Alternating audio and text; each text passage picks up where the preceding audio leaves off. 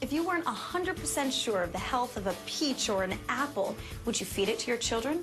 Feeding our children the most nutritious, toxin-free foods is their best chance to live long, healthy lives.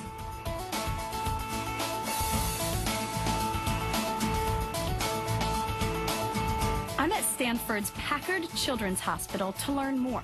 Dr. Alan Green is a pediatrician who has studied the full impact of pesticide-laden foods on children's young bodies.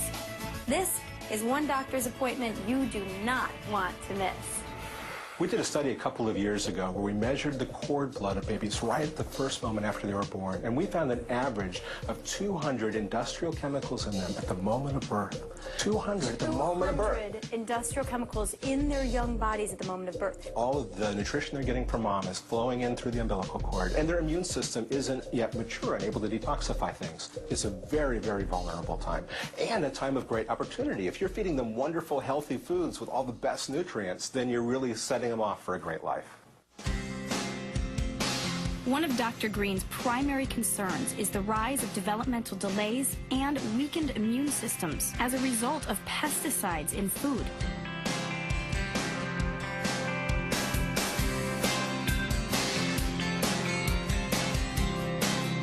The good news is, just by making a simple organic switch, you can virtually eliminate that exposure. I've seen improvement in, for instance, ADHD, where those symptoms go away.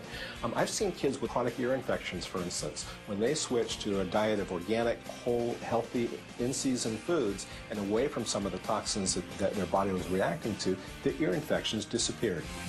Americans now eat about 2% organic. What would it mean if Americans all across the country started eating, let's say, 10% organic? If we could get to just 10% organic, it would be a huge impact.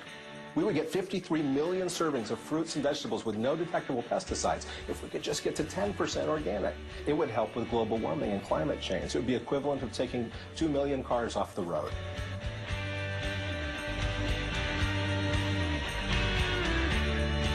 Dr. Green comes by his mission personally. In 1996, his wife, who grew up on a conventional grape farm, was diagnosed with cancer. There was data showing that the closer that a woman's bedroom is to where pesticides are sprayed, the higher the risk of breast cancer. But I had never learned that. Right. And I felt like people needed to know.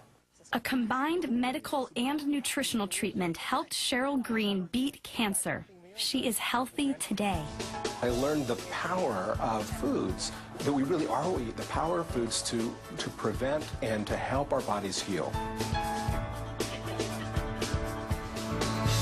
If choosing all organic is hard because of cost or availability, consider the Dirty Dozen. 12 conventional fruits and vegetables with the highest levels of pesticides.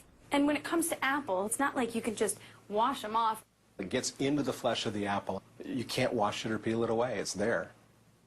So apples are on the list. Bell peppers are on the list. Celery, grapes, and it's especially imported grapes. So these 12 are ones that I would just choose organic every time.